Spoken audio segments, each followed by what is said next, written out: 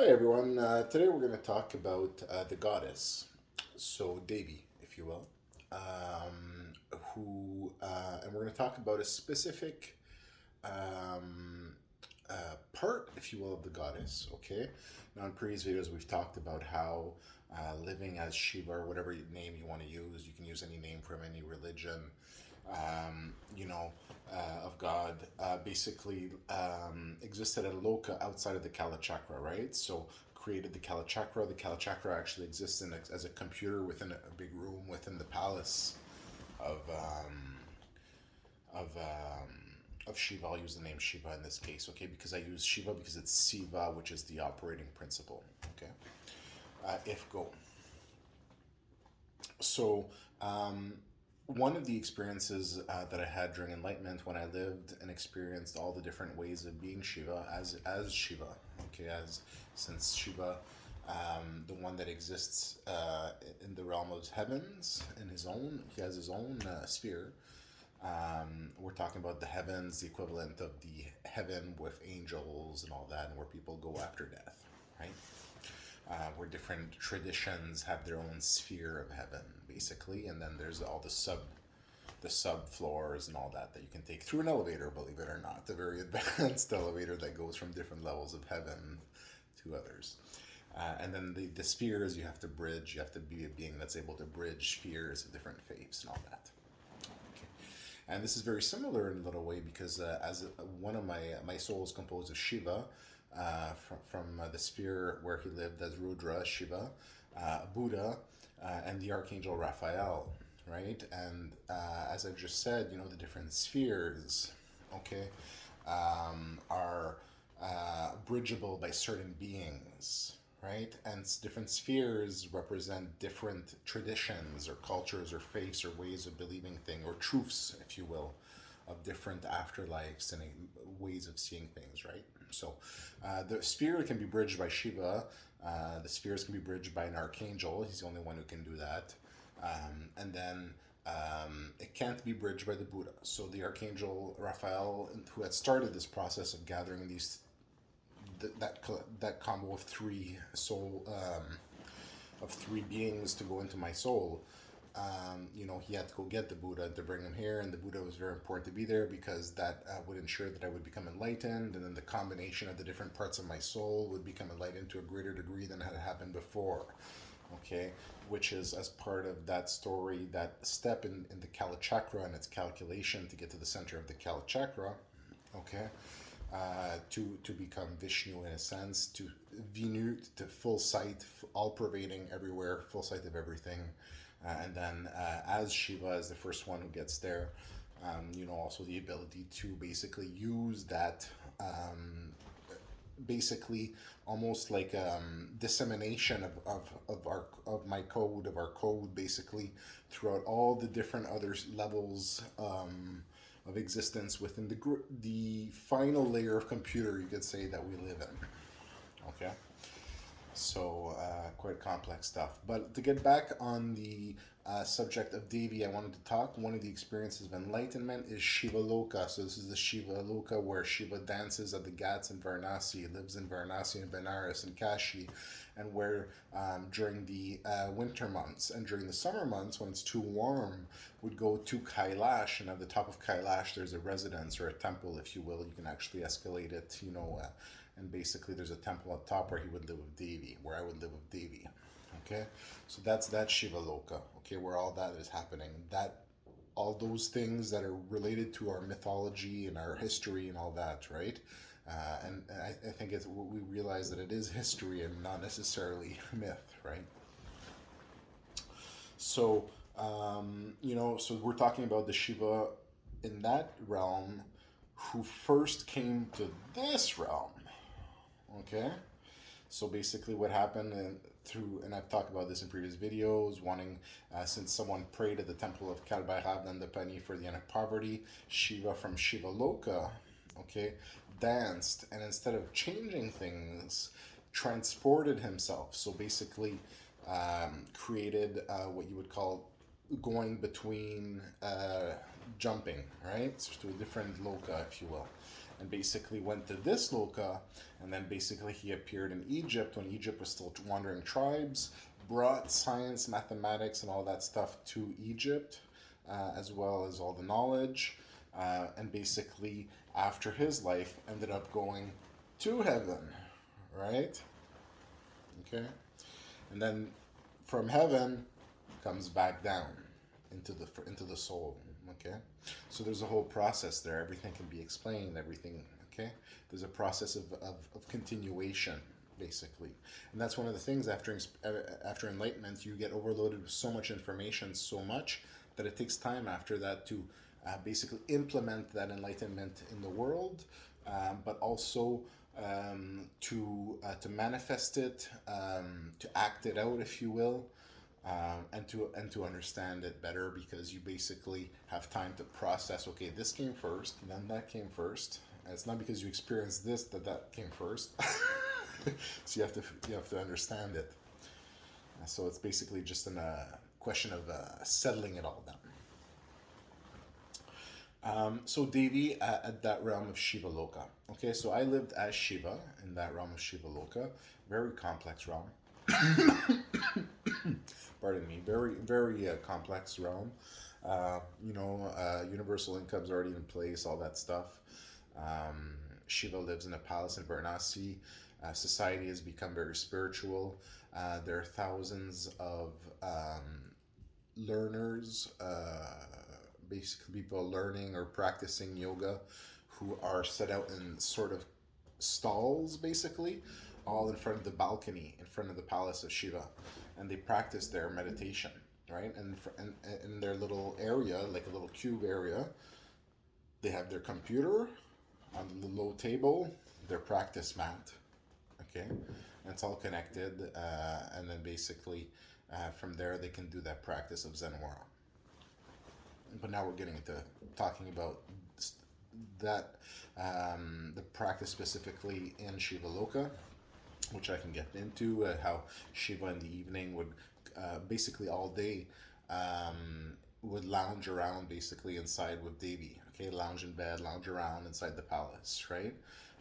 And this is where, before going out at night, to do just to say the holy mantra in front of everybody that's outside the balcony, and to dance as well. But not the complex dance of dissolution of creation in front of everyone. That one, that's done at the Ghats. Okay, so then at that I experienced for many, you could say the equivalent of a lot of time in that life, and then basically at one point, once I ended up going to the Ghats after all of this late at night, taking my little rowboat, okay, and basically from the Ghats, right beside the temple of Kalbairav, okay, danced, recreated creation. So you dance in circles like this, faster, faster, faster, until you blend everything. So as you can see, that's a dance that happens at that level, okay, that loka, not necessarily at this one, right? Because there's the physicality of it. So you can basically recreate everything. So you pull everything into yourself and project it back out, basically. Okay. And then, so that's the dissolution, to recreate, to fix something. So, for example, a plane goes down, something like that, and something absolutely needs to be done because there's someone critical on board or something like that that's going to change the world or lead to someone's going to change the world or something like that. That might require a specific intervention. So that requires, at that realm, Shiva would go into that realm, okay, dance, okay, recreate everything. And then I exhausted after that. I had the keys to the temple of Kalbairav, which I had been given after a ceremony proving who I was earlier at the temple of Kalbairav in the story there. And basically from there, slept there in the morning, went up early, went into a meditation pose, sitting down under the temples, under the robes of Danapani, and listened to the people who would pray, and the people who prayed, well, it was someone listening not only in front there in that loka, listening to all lokas, and then basically entering like that. So at that point, I'd made that decision. I'm going to go to that loka and I'm going to help things. Okay, it's the travel of the being of Shiva, basically. Okay, but you have existing at different locus too. So basically, in this case here, what happened there? Traveled, okay, and so on and so forth. But what I wanted to talk about is Devi. Okay, so Devi, and this is the subject of this video, which took a long time to get to. Sorry about that. 10 minutes. Just a lot of recapping stuff. Okay, and I might start doing that a little bit more in my videos now because there's a lot of content and recapping things once in a while might not hurt. Just bring talking about things I've talked about before, just a little bit briefly and referring to the past videos or something. So at this point, what I want to talk about is Devi, okay, and the word variegated. That's the subject of this video, okay. What does variegated mean? You can check that out in the dictionary or online, okay. You can check it out.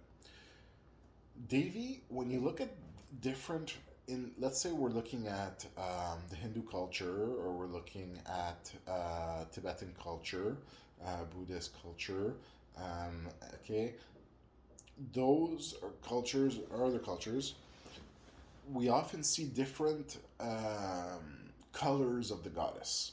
So the goddess can be black, the goddess can be green, the goddess can be white, okay, and so on and so forth, and other shades, and other shades. More of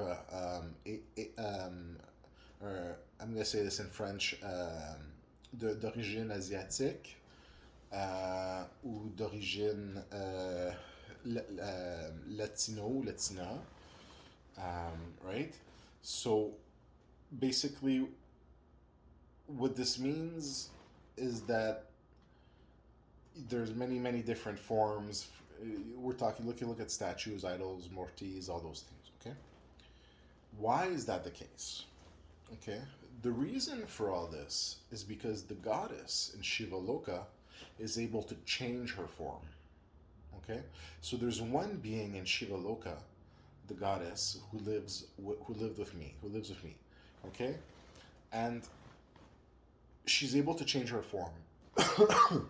So, uh, when we're inside our place, the palace, okay, she can change her appearance at will.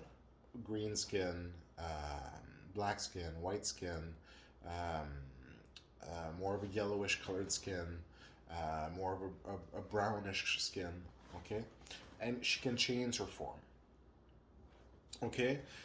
And what this is represented by is that there's an experience you can have of the goddess where you experience her at the level of a being that you interact with as a Shri, okay? Because the goddess exists on the field of enlightenment as well, okay? So what you have here is you have um, the Shri aspect. So basically, visualize everything is dark, and in the middle of the darkness, you have a doorway. Okay, and that doorway is like the arches you see above deities often in statues and mortis. The arches, okay, which represents that they're coming from somewhere, their residence. That's where they reside. It's somewhere else. There's a door. There's a link. Okay, and what the goddess is, she's variegated. Okay, which means picture all the different forms or beings that are Shris, okay, or enlightened, okay, and who can interact with you from the level of the enlightened field, okay.